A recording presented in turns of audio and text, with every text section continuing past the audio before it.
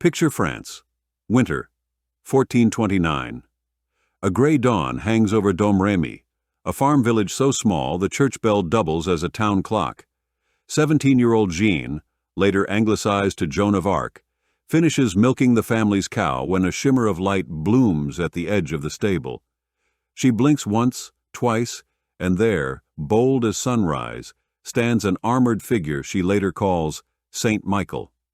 His message is simple, impossible. France can still be saved, and you must lead. Joan doesn't argue. She saddles a pony, cuts her hair short like a squire, and rides north through war-torn countryside to the stronghold of Chinon. Courtiers laugh as this teenage peasant in patched hose demands an audience with the uncrowned Dauphin, Charles VII. When they finally usher her into the great hall, Charles hides among his nobles to test her. Joan walks straight past velvet robes and gilded torches, kneels before the real heir, and whispers a secret only he and God could know. Silence ripples outward. Charles dares to hope. Within a month, Joan is outfitted in white armor, banner blazing with lilies, and placed at the head of a relief column bound for the besieged city of Orléans. Veterans expect a mascot. What they get is lightning. She prays before every assault, then scales ladders amid arrow storms, urging soldiers forward with a confidence that feels contagious or divine. 9 days later, Orléans erupts in church bells. The English siege is shattered, and French morale soars higher than cathedral spires. The campaign rolls on.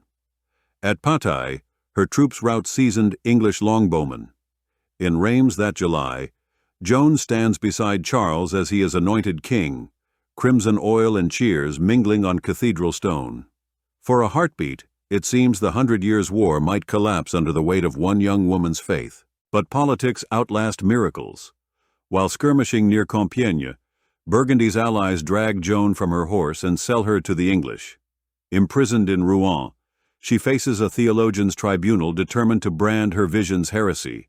Joan, shackled yet unbowed, matches scholar citation for citation until they switch tactics.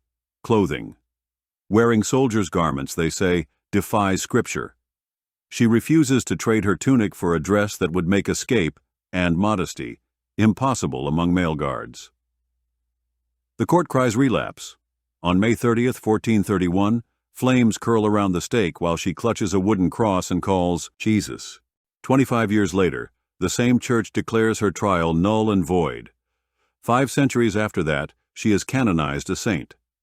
Yet Joan's truest legacy lives in every impossible cause that finds its champion, armed not with rank, but with a fire no verdict can extinguish.